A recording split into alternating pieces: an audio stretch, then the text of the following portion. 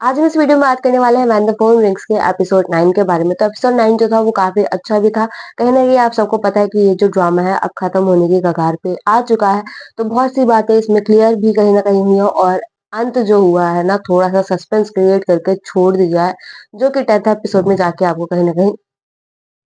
पता चलने वाला है। तो बात करें एपिसोड 8 की तो एपिसोड 8 की अ, जो एंडिंग है वहाँ होती है जब जो स्पोक पर्सन है जो लड़की बोल नहीं सकती उसके हस्बैंड है वो फिशिंग एरिया जो है जहाँ पे आई गेस वो पले-बड़े हैं, तो वो वहाँ जाते हैं। तो वो वहाँ जाते हैं और वहाँ पे आग लग जाती है और वो जो अंकल होते हैं उनके सॉरी उनके जो फादर होते हैं, तो वो उनको बचाते हैं और बचाते ही वहाँ पे थोड़ा धमाका होता है और वो दोनों वहीं गिर जाते हैं और बेहोश हो जाते हैं। तो यहाँ पे एपिसोड 8 जो है वो खत्म होता है और एपिसोड 9 की शुरुआत यहाँ से की जाती है कि जब जो हस्बैंड होता है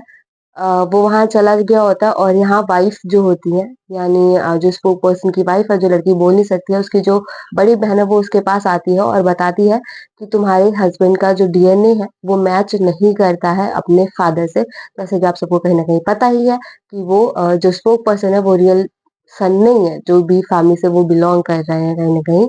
और ये बात सुनकर जो लड़की बोल नहीं सकती है वो थोड़ा सा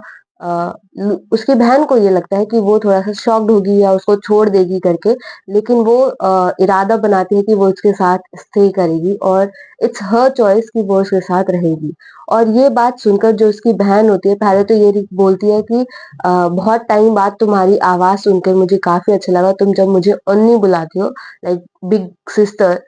जो बुलाती हो तो वो चीज़ मुझे काफ़ी अच्छी लगती है। और फिर उसके बाद दोनों डिस्कस कर ही रहे होते हैं कुछ बातों को। तो है तो लड़की बोलती है जो लड़की बोल नहीं सकती है, तो अब वो ऑफ कोर्स बोल रही है। तो वो अपनी बहन को बोलते हैं कि ये जो डॉक्यूमेंट है वो तुम्हें किसने भेजा? जो डीएनए रिपोर्ट है तुम्हें किसने भेजा? तो वो बताती है कि ये चीज़ मैंने डैड से भी अपने पूछी तो उन्होंने तो मेरे पास ये भेजी नहीं, मेरे पास पता नहीं कहाँ से आ गई क्योंकि जिसने भी भेजा उसको पता था कि मैं शादी नहीं करूँगी स्पोक पर्सन से। तो फिर क्या सीन होता है कि जैसे स्पोक पर्सन जो है वो जो अ वहाँ गए होते हैं फिशिंग, वो क्या नाम होता है उस एरिया का, मैं यहाँ पे नाम लिख दूँगी। तो वो वहाँ जाते हैं तो यहाँ पर जो लड़की बोल नहीं सकती है वो बहुत डर जाती है और डरते-डरते पुलिस वालों को कॉल करती है कि मेरे हस्बैंड जो है वो गायब है। तो लड़की जब इन सब चीज़ों के बारे में पुलिस को बोलती है तो पुलिस बोलती है कि शायद वो किसी काम में बिज़ी होंगे इसलिए लेट हो गए। तो वो कहती है कि नहीं, उनको बहुत दिनों से ये धमकाया जा रहा था, उन्हें डराने की कोशिश की जा रही थी। तो जो पुलिस वाले थे वो बोलते हैं कि नाम क्या है तुम्हारे हस्बैंड का, और वो फिर वहाँ पे फ़ोन काट देती है। तो जब ये चीज़ होती है कि उसके हस्बैंड जो है उसे मिल नहीं रहे होते, तो जो लड़की होती है वो अपने जो इन-लॉज़ हैं, उनके पास जाती है और वो वहाँ जैसे कि इन-लॉज़ जो है उनके पता है कि ये लड़की बोल नहीं सकती, लेकिन वो वहाँ पे बैठकर वो बोलती है कि जो स्पोक पर्सन है वो मिसिंग है। तो पहले तो वो दोनों शॉक्ड हो जाते हैं कि ये भूल कैसे गई है, और फिर उसके बाद वो कहती है कि उसका पता लगाओ करके, और फिर जब वो उनसे बात करके जा ही रही होती है और साथ ही साथ ये भी बताती है कि मुझे पता चल गया है कि वो बायोलॉजिकल आपके सन नहीं है। जब वो उनके पास से मतलब अपने जो इन-लॉज़ हैं उनसे मिलने के बाद जब वो जा ही रही होती है तो उनका एक एम्प्लॉयी जो उसके इन-लॉ हैं, तो सास-ससुर है जो, तो उनके एक एम्प्लॉयी बताते हैं कि जो रियल इनका बच्चा है वो जब उसको कोई प्रॉब्लम हो गए थे, आईज़ में कोई प्रॉब्लम थी, आई डोंट रिमेंबर क्या प्रॉब्लम थी। तो उसकी सर्जरी की गई थी जिसकी वज़ह से उसकी दोनों आँखों का कलर जो है वो अलग-अलग है। एक का ब्राउन है और आई गेस दूसरे का ब्लैक, ऐसा वो बात बताती है। और जैसे ही ये बात उसके सामने रखी जाती है, तो जब वो अपनी कार में बैठी है तो उसे याद आता है कि जो किडनैपर था, तो उसने देखा था कि उसकी आँखों का जो कलर था, कुछ चेंज था, और वो शॉक्ड हो जाते हैं कि सारा काम जो है मतलब जो रियल सन है इनका कहीं न कहीं शायद वो है। तो फिर उसके बाद लड़की के पास कॉल आता है जो सेकंड लीड में एक्टर है कि यहाँ हॉस्पिटल में आ जाओ। जो स्पोक पर्सन है उनका एक्सीडेंट हो गया है कहीं न कहीं, वही जो मैंने आपको बताया था स्टार्टिंग में कि वो आग लग जाती है। तो वो भाग के बहुत जल्दी हॉस्पिटल जाती है और जब वो अपनी उसी सीनियर से मिलती है जो सेकंड लीड में एक्टर है उनसे मिलती है, तो वो बोलती है कि कैसे तुम्हें पता चला, ये क्या सिचुएशन हो गई, क्या प्रॉब्लम हो गई और तुम यहाँ कैसे आए, और सारी बात वो बोलती है। तो उतने में वो सारी बात बताते हैं कि मैं पहले जो फिशिंग 1 मिनट। जो फिश शॉप के ओनर है, तो मैं उनके पास इंटरव्यू करने के लिए गया था क्योंकि जो सेकंड लीड में एक्टर है वो एक स्टोरी कवर कर रहे हैं, जो ऑर्फनेज का बच्चा है उससे रिलेटेड। तो मैं वहाँ गया था, उनसे बात ही करने वाला ही था कि उन्होंने मुझे धक्का मार के निकाल दिया और उन्होंने मुझे कुछ नहीं बताया उस बारे में। और फिर मैं जब वापस आ रहा था, तब मैंने देखा कि जो स्पोक पर्सन है वो मेरी साइड से ही जा रहे थे वहाँ पर, और जब उनको उसने देखा तो वो गाड़ी से अपने बैक हुआ और उनके पीछे-पीछे गया और देखा कि वहाँ आग लग चुकी है जो शॉप थी। तो वो वहाँ जाता है और दोनों को निकाल के लेके आता है और तब वहाँ पे विस्फोट होता है। और फिर ये सिचुएशन वो बताता है कि ये प्रॉब्लम हुई थी और फिर वो हॉस्पिटल में उन दोनों को लेके आता है। तो उसके बाद जब इन दोनों की बात हो जाती है, तो यहाँ दिखा दिया जाता है कि जो हस्बैंड है वो वेंटिलेटर पे लेटे हैं और वो सपना देखता है कि कैसे इसको उस जगह से ले जाया जाता है। तो एक चीज़ दिखाई जाती है कि एक बूढ़े से आदमी आता है रात को और वो उनके साथ एक बच्चा होता है छोटा-सा। तो वो जहाँ वो जो स्पोक पर्सन है, जहाँ बचपन में जब वो जहाँ रहते थे, तो उन्होंने क्या किया था कि वो जो बड़े आदमी थे, जो बूढ़े वाले अंकल थे, तो उनके साथ जो बच्चा आया था उसको पानी में ना ऐसे दबा रहे थे और वो हेल्प माँग रहा था, बट कोई उसकी हेल्प नहीं कर रहा था रात को। तो जब ये चीज़ होती है तो वो पहले तो वो बाहर जाने के लिए उनको मना किया जाता है, उनके जो फादर होते हैं, लेकिन फिर वो बाहर आ जाते हैं। तो जो आज बूढ़े से अंकल हैं वो आते हैं और उसको बोलते हैं कि मेरा जो ग्रैंडसन है, मॉन्स्टर निकला। पहले उसने एक बिल्ली को काटा, फिर उसके बाद अब छोटे बच्चों को वो अपना शिकार बना रहा था। ऐसे करके वो बात कहते हैं और जैसे ही ये बात होती है तो क्या होता है कि वो ऐसे अपने फुटस्टेप जो है बैक कर रहे होते हैं, दोनों आमने-सामने होते हैं ना, तो वो पानी में गिर जाते हैं और तभी एकदम से उनकी आँख खुल जाती है क्योंकि वो सपना ही देख रहे होते हैं, तभी जो स्पूक पर्सन है उनकी आँख खुल जाती है और फिर वो देखते हैं कि जो लड़की है, जो उनकी वाइफ है, वो उनके साइड में ही बैठी हुई है। फिर उसके बाद जो सेकंड लीड में एक्टर है, तो वो उनसे मिलते हैं और बताते हैं कि जो बूढ़े आदमी मेरे साथ थे, वो जो उनके रियल फादर थे, तो वो कैसे हैं। तो जब वो जो सेकंड लीड में एक्टर है, वो बताते हैं कि अभी भी उनको होश नहीं आया है, तो ही वाज़ लाइक कि इनका ध्यान रखना और यही की विटनेस है, यही मेन विटनेस है, जो बता सकते हैं मिसिंग चाइल्ड जो है, उस बच्चे के बारे में। और तब जो स्पोक पर्सन है वो बोलता है कि जो इंसान मुझे ब्लैकमेल कर रहा है कहीं न कहीं, और जो मिसिंग केस में जो आदमी है वो दोनों कहीं न कहीं एक ही हैं। तो ये सीन वहाँ पे दिखाया जाता है। तो यहाँ नेक्स्ट सीन ये होता है कि जो स्पोक पर्सन के जो मम्मी-पापा हैं, तो वो इंटरव्यू वगैरह करते हैं, तो बहुत सारे जो रिपोर्टर्स हैं वो आए होते हैं उनके घर के बाहर। वो अपनी वाइफ के लिए क्रैब डिश बनाने की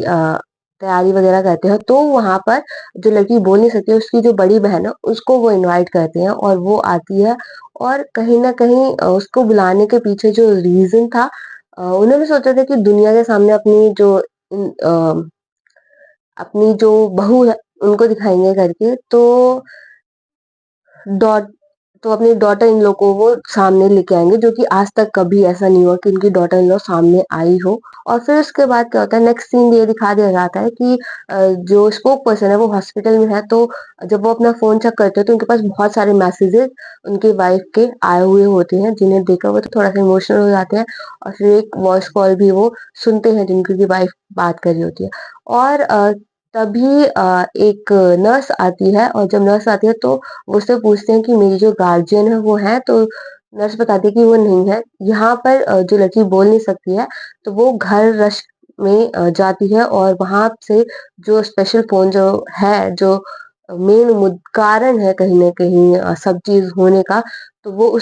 उसको सर्च करती है घर में और फिर उसको लेके पुलिस स्टेशन जाती है और जैसे ही वो पुलिस स्टेशन पहुँचती है, उतने से सामने से स्पोक पर्सन भी आ जाता है और फिर उसका हाथ पकड़ के कहता है कि तुम ऐसा नहीं करोगी।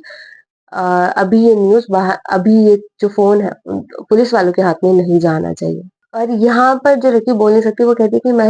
तुमने हर बार मुझे प्रोटेक्ट किया है, इस बार मैं तुम्हें प्रोटेक्ट करूँगी। फिर उसके बाद सीन यहाँ ये होता है कि जैसे मैंने आपको पहले बताया था कि वो रिपोर्टर्स वगैरह आते हैं और जो स्पोक पर्सन के जो फैमिली मेंबर हैं, तो वो लोग वो क्रैब डिश बना रहे होते हैं। तो अ, वहाँ पे उसकी बहन को बुलाया जाता है और यहाँ पे जो उसकी बहन आती है, इन्हा नाम होता है शायद, तो वो आती है तो वो वो क्वेश्चन्स करती है, इन हाँ क्वेश्चन्स करती है क्योंकि वो एकदम बाहर लाना चाह रही थी चीज़ों को कि जो स्पोक पर्सन में उनके बच्चे नहीं हैं, ये दुनिया वालों को पता चलना चाहिए। तो वो क्वेश्चन्स करती है कि आपके पास बचपन की फ़ोटोज़ होगी जो आप हमें दिखाओ करके। तो जो रिपोर्टर्स होते हैं उनसे भी कहते हैं क्या तुम आप लोग इंटरेस्टेड नहीं हो फ़ोटोज़ देखने के क्योंकि आप सबको पता है कि वो बायोलॉजिकल उनके सन नहीं है, तो उनको आई गेस 12-15 साल की उम्र में लेके आया जाता है अ, उनके रियल बेटे की जगह पर। तो जैसे ही वो और कुछ बोलने वाली होती है फिर एकदम से बेल रिंग करती है और उतने में एक पैकेज आता है और डिलीवरी बॉक्स आता है जिसके अंदर क्या होता है बहुत सारी कटी हुई फिशेज होती हैं और फिर जैसे ही वो फिश देखती है जो स्पोक पर्सन की मॉम है तो वो बहुत ही जल्दी रश करते हुए इस डिलीवरी मैन के पीछे-पीछे जाती हैं। उसके बाद जो सेकंड लीड में एक्टर हैं तो उनकी स्टोरी थोड़ी-सी दिखाई जाती है कि जो सेकंड लीड में एक्टर एक्ट्रेसेस हैं वो दोनों मिलती हैं और जैसे ही वो देखते हैं कि उनको भी स्क्रैच वगैरह आ गए हैं और बैंडेज वगैरह लगे हैं, तो वो उनसे क्वेश्चन्स करती है कि क्या हुआ है और फिर वो दोनों एक डिनर करने के लिए कहीं जाते हैं, तो वहाँ पर वो बताती है कि जो हमारे हायर अप्स हैं तो वो इस जो रिपोर्टिंग कर रहे हैं हम लोग इस न्यूज़ को खत्म करने की बात करें, इस चीज़ को बाहर लाने के लिए मना कर रहे हैं कहीं न कहीं। और फिर वहाँ पर नेक्स्ट सीन होता है कि क्योंकि वो लोग हॉस्पिटल वगैरह में हैं जो स्पोक पर्सन है और जो लड़की है जो वाइफ है उनकी तो हस्बैंड एंड वाइफ बात वगैरह कर रहे थे और फिर वो उसको मतलब दोनों एक ही वेंटिलेटर पे होते हैं तो उसको सुलाने की कोशिश करती है और लेकिन वो खुद ही सो जाती है कहीं न कहीं और यहाँ पे जो हस्बैंड होते हैं, जो स्पोक पर्सन है वो कहते हैं कि एक मैं तुम्हारे साथ एक नई फ्रेश ज़िंदगी दोबारा से अच्छी ज़िंदगी स्टार्ट करना चाहता हूँ। अपना सारा नाम वग़ैरह सब कुछ छोड़-छाड़ के एक फ्रेश ज़िंदगी हम दोबारा से जिएँ, ये मैं चाहता हूँ करके और फिर उसके बाद नेक्स्ट सीन ये होता है कि जो हस्बैंड होता है वो देखते हैं कि उनका फ़ोन रिंग कर रहा होता है, तो वो जब फ़ोन उठाते हैं तो जो सेकंड लीड में एक्टर है, तो वो उन्हें कहते हैं कि जो उनके साथ जिनको वो बचा के लेके आए थे जो उनके रियल फादर हैं, तो उनको होश आ गया है करके आओ और उनसे आप मिल लो, वो आप ही से मिलना चाहते हैं। तो जब वो वहाँ जाते हैं तो जो बूढ़े वो उनके पिता हैं वो सारी बात बताते हैं कि एक पैकेज जो था वो ब्लैक बैग जो था उसके अंदर एक बच्चे को डाला हुआ था जिसे देखते हैं वो तो उनको लगता है कि इससे होश आ गया है करके और फिर वो उसको बढ़ा मतलब उसको पालते-पोसते हैं। अ, ऐसा था कि उसे मार देना था और उसे फेंक देना था। जो बूढ़े अंकल आए थे वहाँ पे स्टार्टिंग में तो बट इन्होंने वैसा नहीं किया था और उसको बचा के रखा था और लेकिन वो जो था वो पलट गया अपनी चीज़ों से जो उसकी नेचुरल चीज़ें थी भाई कोई इंसान को आप एकदम से नहीं बदल सकते तो वो नहीं बदल सकता था करके तो फिर वो वहाँ से आई गेस चला जाता है या कुछ ऐसा सीन मे बी आगे चल के होता है।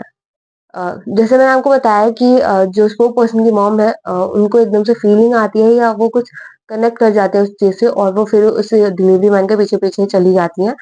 जो डिलीवरी मैन होता है वो बाइक से होता है, वो जो मम्मी है उनकी वो कार से होती हैं, तो वो फटाफट उसके पीछे-पीछे जाती हैं और फिर वो थोड़ा-सा आमने-सामने आते हैं और जैसे ही वो गाड़ी मोड़कर वो एक घर के पास पहुँचती है जहाँ पर उनके बचपन की उनके जो ग्रैंडसन ग्रैंडफ़ादर हैं तो उनकी फ़ोटोज़ वगैरह होती है। तो रियल जो बंदा है, जो रियल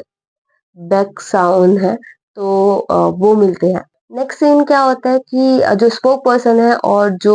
हमारी लड़की जो बोल नहीं सकती है वो एक साइन लैंग्वेज की इंटरप्रेटर आई होप कि मैं सही प्रोनाउंस कर रही हूँ। तो वो होती है तो एक वो होता है एनवायरमेंटल क्लाइमेट डे होता है, तो वो दोनों स्टेज पे जाते हैं और वहाँ पर जो भी स्पोक पर्सन है बात बोल रहे थे तो वो जो लड़की है वो साइन लैंग्वेज में उस चीज़ को बोलती है और लोगों को समझाती है कि वो क्या बोल रहे हैं। फिर स्पोक पर्सन के साथ जो उनके फ्रेंड थे वो कहीं न कहीं रिपोर्टर हैं तो वो उनको एक एड्रेस बताते हैं जहाँ पर फिर जो स्पोक पर्सन है वो जाते हैं और जाते ही वहाँ पे आई गेस वो मुझे जो वाइब आ रही है मुझे जो लग रहा है वो ये कि जो लोग मर जाते हैं तो उनको गार्ड नहीं दिया जाता, तो मे बी वो चीज़ थी तो वहाँ जाते तो ऐसा ही कुछ दिखाई देता है और फ्लावर्स वगैरह वहाँ लगे हुए हैं और एरिया पूरा खाली है और उतने में वो क्या करते हैं कि जो रिपोर्टर फ्रेंड है उनके तो वो एक फाइल भेजते हैं कि ये बंदा है जिसने जो से सीने सीनिल चिल्ड्रन केस में ट्विन्स से जुड़ा हुआ है करके, तो वो जब भेजते हैं तो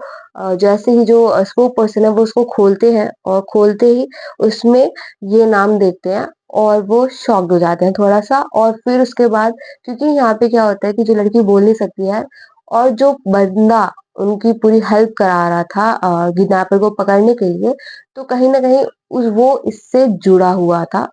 और जैसे ही जो स्पोक पर्सन नाम देखते हैं उसका और वो फटाफट उसको कॉल करने लग जाते हैं, तो वो कॉल्स को इग्नोर करता है और यहाँ जाके ये खत्म होता है एपिसोड। तो ये सारी चीज़ें होती हैं। आई होप कि मैंने क्लैरिफाई किया होगा चीज़ों को, और अगर कोई चीज़ मिस हो गई है तो सॉरी। तो या इस वीडियो में बस इतना ही। हम मिलते हैं नेक्स्ट वीडियो और नेक्स्ट एपिसोड में। Bye bye.